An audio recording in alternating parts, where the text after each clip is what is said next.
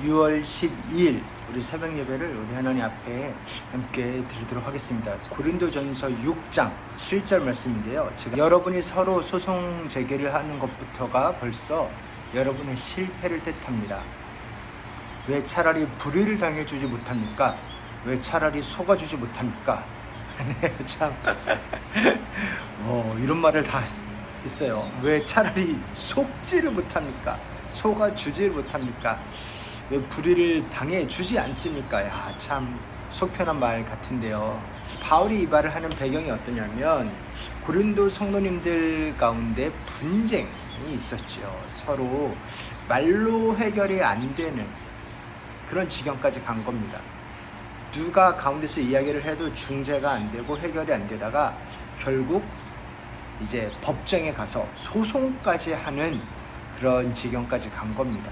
제가 아는 어떤 교회도 그런 좀 비슷한 경우가 있어요. 어떤 거냐면 원래 교회가 있었는데요. 그 교회가 좀 교세가 줄어들고 다른 교회가 그 교회를 쓰기 시작했어요. 그런데 그 다른 교회가 쓰기 시작하던 교회가 다른 교단이에요.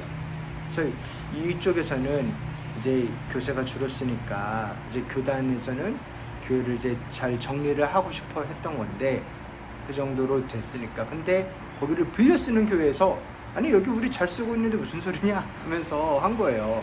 근데 그게 이제 제가 아는 스토리고 뭐 반대편에서는 뭐 다르게 이야기할 수도 있겠죠.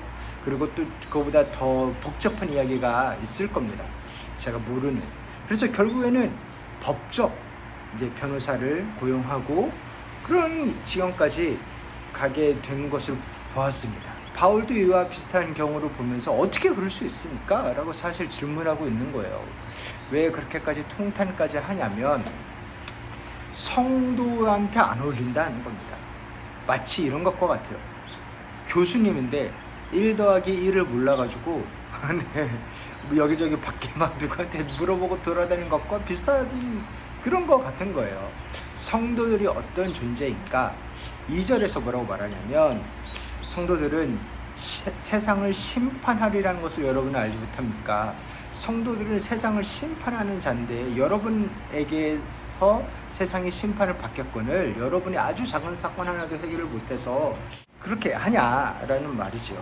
천사들까지 심판할 자다. 3절을 보면은 우리가 천사들도 심판하리라는 것을 알지 못합니까? 그런데 하물며 세상 일이야 말할 나이가 있겠습니까? 이렇게 이야기합니다. 그렇게 성도들은 하나님의 은혜를 받아서 거룩하게 됐고 의롭게 된 자들이기 때문에 성도들에게 정의와 사랑, 아량과 자비를 기대하는 것은 사실 맞는 겁니다. 예수님의 은혜를 받은 자에게 은혜를 바라지 누구한테 기대하겠어요, 은혜를. 심지어 천사까지 심판할 정도로 아예 다른 그런 존재가 된, 그리고 엄청난 인정을 받고 정체성이 새롭게 된 자인데 그들이 이렇게 좀 그 안에서 평화를 만들지 못하고 그 안에서 해결을 못해서 세상 법정까지 가냐라는 이야기. 나는 여러분을 부끄럽게 하려고 이 말을 합니다. 참 이런 말을 했어요. 너 부끄러워야 돼. 네. 그런 말을 한 거예요. 너 좀 정신 차려라. 그 정도가 아니라 너는 what a shame. 부끄러워야 된다 라고 하면서 신도 사이에 생기는 문제를 해결해 줄 만큼 지혜로운 자가 교회에 그렇게 없습니까? 네, 너무나 안타깝게도 사람들은 공의, 정의를 말하지만 정작 내 공동체 안에서 그런 일이 일어났을 때에 쉽사리 해결하지 못한 모습을 잘 보지요.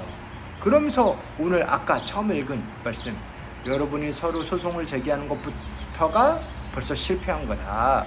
왜 차라리 불의를 당해주지 못합니까? 왜 차라리 속아주지 못합니까? 이런 말까지 합니다. 야, 참 억울한 일을 안 당해보셨나? 그런데 바울은 억울한 일을 엄청 당했거든요. 바울만큼 억울한 일을 당한 사람이 어디 있겠어요, 사실. 그런데도 성도 안에서 지켜야 할 것이 훨씬 더 중하다. 공동체 안에서, 교회 안에서 지켜야 할 것이 훨씬 더 중하다라는 말이기도 하죠.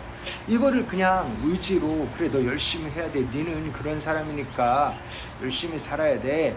노블리스 오블리제. 그래서 너는 귀족으로 태어났으니까 더 공공적인 책임감이 있어야 돼. 뭐 그 정도가 아니라요. 이런 겁니다. 공의가 있습니다. 그러니까 하나님 바보 아닙니다. 하나님 다 보고 계시고 다 판단하십니다. 그리고 다 갚으십니다. 네, 하나님 다 갚으십니다. 그래서 10절에는 여러 사람들, 9절 10절에는 여러 사람들이 이야기하면서 그 사람들은 결국 하나님 나라를 상속받지 못한다. 그렇게 자기 마음대로 나만 맞다라고 하면서 절대 화해하지 않고, 그리고 소송까지 가면서 나아가는 그 자들이 하나님은 가만히 보고 있을 것 같냐라는 거죠. 잘잘못을 판단하시는 분은 하나님이다. 그래서 하나님 앞에 그 판단을 올려놓고 우리가 나아갈 수 있지 않겠나라는 그러한 말이기도 합니다. 법도 완벽하지 않지요. 그래서 하나님이 다스린다라는 게 있고, 하나님이 판단하고 심판하고 궁극적으로 역사하십니다. 하나님의 공의란 게 있습니다. 세상의 법정도 세워주지 못하는, 예를 들어 유전무죄, 무전유죄라는 말이 괜히 나온 게 아니겠죠. 그런 것을 하나님이 판단하시고 하나님이 공의롭게 하시는 것을 믿으면 그런 말까지 나올 수 있는 거예요. 차라리 속아주지 않았냐. 그러니까 그 하나님의 공의를 믿으면 이제 그 파트를 믿기 때문에 내가 억울하지 않을 거다, 결국에는 뭔가가 있을 거다라는 것을 믿으면 좀 거기서 자유로울 수 있고, 심지어 속아줄 수도 있고, 그럴 수 있는 거죠. 그리고 또한 칭의가 있습니다. 우리가 너무나 죄인이지만 그러한 죄인을 용서하고 죄인을 의롭다라고 여기는 것이 있습니다. 예수님께서 당신의 생명을 우리에게 주심으로 그 자비를 믿는 자, 그 자비를 경험한 자는 다르게 산다는 겁니다. 하나님의 의롭다함을 받은 사람은 좀 세상의 기준과 다르게 산다는 거죠. 심지어 속아주기까지 한다고, 참 이 말이 쉽지 않은 말인 걸 너무나 잘 아는데요. 그거를 믿는 거예요. 예수님이 나 같은 죄인도 용서하셨는데 나도 용서를 해야 되지 않겠나 라는 마음이 거기까지 간다는 거죠. 진짜 예수님의 용서를 믿는다고 한다면.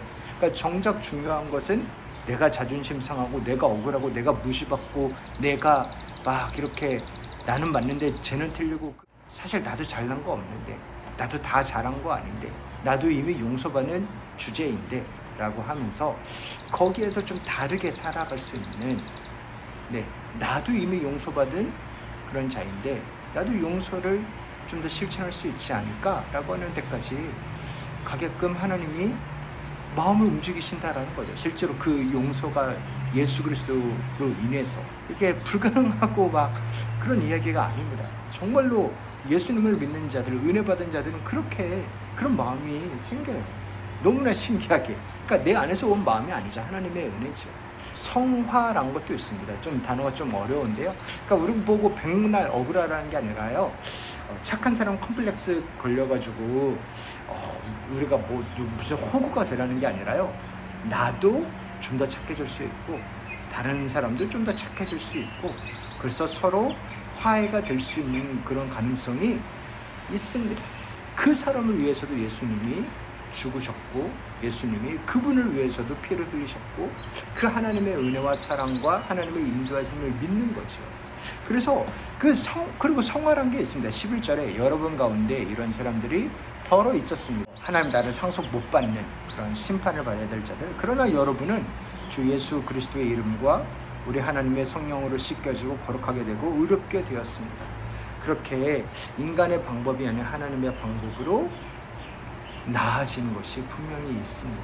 사랑하는 성도 여러분, 이겨먹는 게 결국 이기는 거던가요? 내가 어떻게든 이겨먹고 후회한 적은 없으신가요? 저는 많이 있는데요. 결국 이겨먹어도 복수의 칼날을 갈지, 이 용서, 하나님의 용서를 실천하고 하면 서로 윈윈이 될 수 있지요. 그걸 참지 못하는 옹졸한 나의 모습을 많이 보지만 그 또한 치유하시고 인도하시리라 믿습니다. 결국에는 자유 이야기로 좀 마치고 싶은데요. 복수로부터의 자유, 억울함으로부터의 자유, 허무함으로부터의 자유, 그 자유롭게 하는 예수 그리스도가 있습니다. 진리가 너희를 자유롭게 하리라. 그럼 진리는 1 더하기 1은 2 이런 게 진리가 아니라요. 예수 그리스도 안에 있는 자가 하나님이 다 알아주시기에 억울함으로부터 자유로울 수 있고, 하나님이 다 갚아주시기에 복수로부터 자유로울 수 있고, 하나님이 결국 깨끗하게 만드실 거기 때문에 허무함으로부터도 자유로울 수 있습니다. 그 예수님 안에서 기도하며 예수님을 더욱더 누리시기를 다시 한번 주님의 이름으로 축원합니다. 이제는 우리 주 예수 그리스도의 은혜와 하나님 아버지의 사랑과 성령님의 교통하심이 차라리 속아주지 그랬냐 라고까지 말할 수 있는 그 자리로까지 우리를 한 걸음 한 걸음 인도하시고, 그렇게 알아주시고 갚아주시고 붙들어주실 그 예수님을 믿으며 오늘도 용기 내서 살아가시는 우리 교회 성도들 한 분 한 분 가운데 이제부터 영원토록 함께 있을지어다. 아멘.